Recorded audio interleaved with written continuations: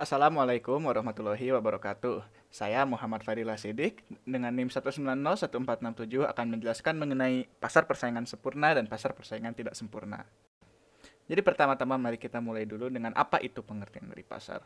Pada dasarnya, pasar itu adalah tempat pertemuan penjual dan pembeli untuk melakukan transaksi jual dan beli barang atau jasa.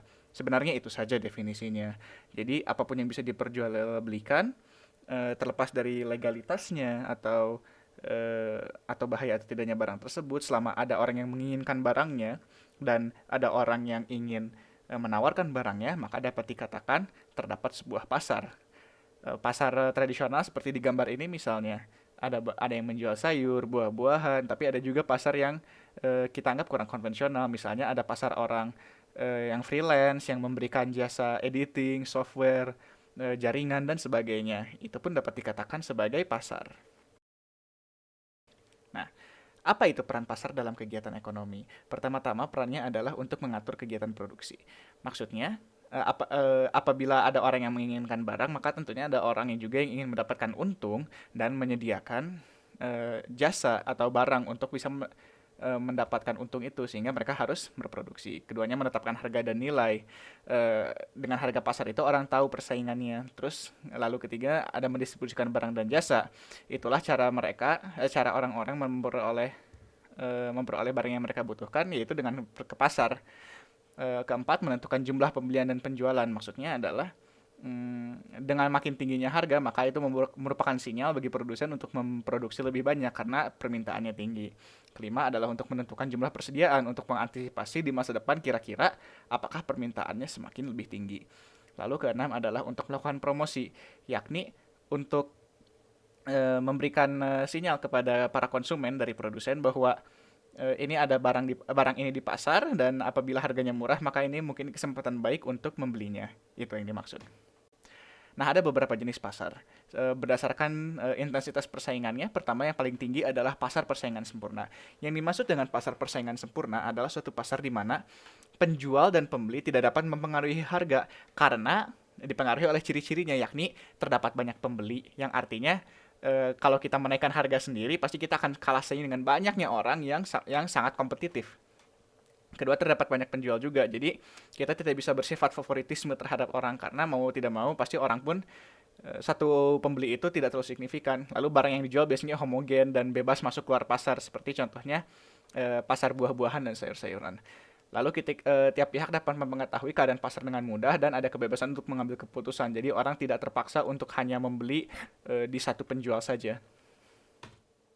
Kebaikan dari pasar persaingan sempurna itu adalah menjual barang dengan harga sesuai harga pasar. Jadi tidak akan ada harga yang terlalu murah atau terlalu mahal, baik bagi pihak produsen maupun pihak konsumen.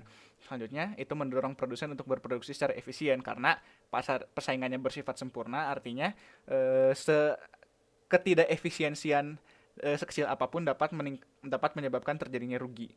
Lalu kegiatan ekonomi lebih sehat karena sumber daya produksi bebas keluar masuk. Jadi tidak ada elitisme atau tidak ada orang yang tidak ada karakteristik di mana hanya segelintir orang saja yang bisa berpartisipasi dalam pasar tersebut.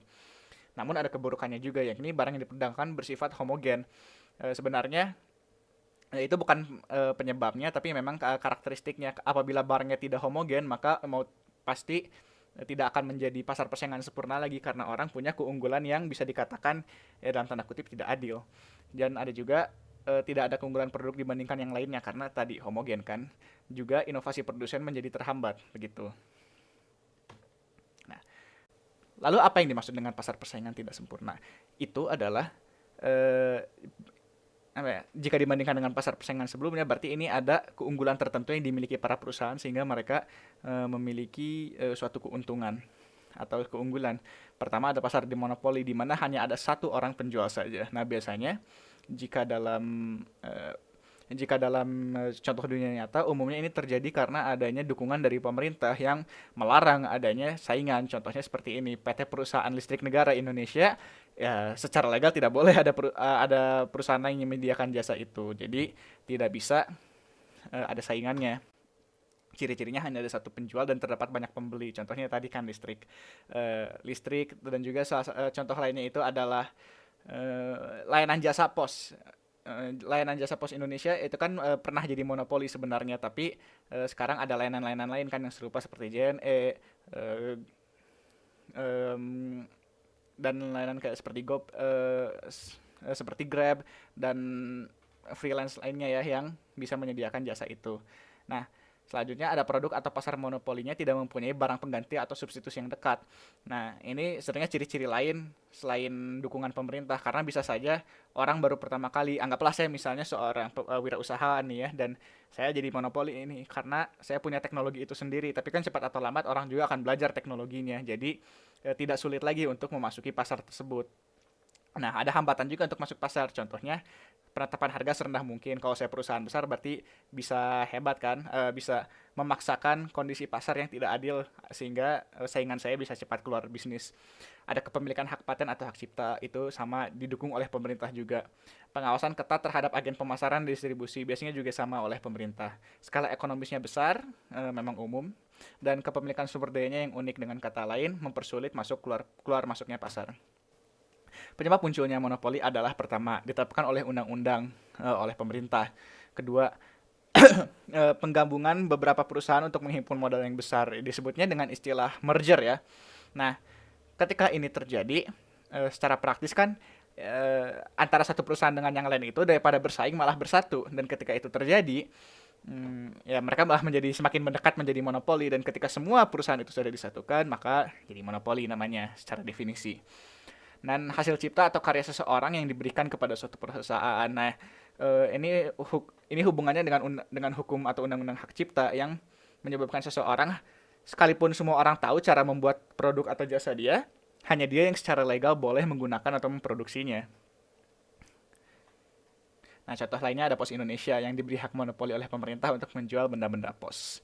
Walaupun jasa yang mereka sediakan itu bukan cuma mereka saja yang menyediakan, tapi kalau menjual benda-benda pos hanya mereka yang boleh secara legal. Kebaikan monopoli itu apa? Pertama, menghindari produk tiruan dan persaingan yang tidak bermanfaat. Sebagai contoh, bayangkan kalau misalnya perusahaan listrik harus bersaing dengan perusahaan lain, berarti kan harus banyak membuat kabel dan sebagainya, dan itu kan buang-buang tenaga. Selanjutnya, menimbulkan skala ekonomi yang menurunkan biaya produksi. Sebenarnya itu dimasuk teori produksi ya, jadi nanti saja. Terjaganya kesinambungan stabilitas perusahaan, karena tidak ada persaingan, biasanya tingkat produksi jadi stabil. Lalu mendorong penggunaan mesin berteknologi tinggi, karena sekali lagi kalau perusahaannya stabil berarti mereka bisa berkembang dengan baik dan lancar. Dan mendorong kinerja Departemen Pengembangan dan Penelitian, karena tidak semua penelitian itu langsung mendapatkan untung. Jadi manfaatnya adalah ini bisa dipastikan kalau keberlangsungan penelitian tersebut jika oleh monopoli. Sedangkan di sisi lain keburukannya adalah penyalahgunaan kekuatan ekonomi, pelecehan terhadap posisi konsumen, kesenjangan pembagian pendapatan, tiada persaingan, dan mengurangi kesejahteraan. Ya, karena tidak adanya saingan, mereka bisa menetapkan harga setinggi yang mereka mau kan. Jadi bisa saja ada penyalahgunaan atau praktik penjualan yang tidak etis contohnya. Nah, itu bisa terjadi di bawah monopoli. Selanjutnya ada persaingan yang tidak sempurna lain adalah pasar oligopoli, yang artinya terdapat beberapa perusahaan yang menyediakan jasa tersebut. Pasar di mana penawaran satu jenis barang dikuasai oleh beberapa perusahaan. Kalau di Indonesia contohnya semen bangunan ya, ada semen Gresik, Tiga Roda, dan sebagainya. Ciri-cirinya itu adalah terdapat banyak pembeli di pasar, hanya ada beberapa penjual. Nah, itu perbedaan utamanya ya dengan monopoli, dan jenis persaingan tidak sempurna lainnya. Produk yang dijual bersifat homogen atau bisa juga berbeda. Maksudnya berarti ada keunggulan tertentu yang membuat mereka bisa saling bersaing, tapi tetap ada kesamaannya sehingga mereka harus berinovasi dalam tahap tertentu. Terdapat hambatan bagi perusahaan baru untuk masuk pasar. Kalau tidak ada hambatan berarti mereka tidak akan jadi, dalam waktu lama akan menjadi oligopoli, pasti rusak oligopolinya. Adanya saling ketergantungan, karena jika tiap perusahaan ini mengambil tindakan, pasti yang lainnya akan berusaha untuk bereaksi terhadap perusahaan tersebut. Dan penggunaan iklan sangat intensif untuk mendapatkan keunggulan di atas produsen yang lainnya. Selanjutnya ada pasar persaingan tidak sempurna lain adalah pasar persaingan monopolistik. Pasar persaingan monopolistik ini istilahnya sekilas terdengar sangat serupa ya dengan dengan pasar persaingan monopoli, tapi sebenarnya beda. Jadi apa itu pasar persaingan monopolistik? Kalau secara definisi singkatnya itu pasar di mana terdapat banyak produsen yang menghasilkan barang yang serupa. tetapi memiliki perbedaan pada beberapa aspek. Contohnya apa beberapa aspek ini? Mari kita ambil contoh dari buku novel, ya.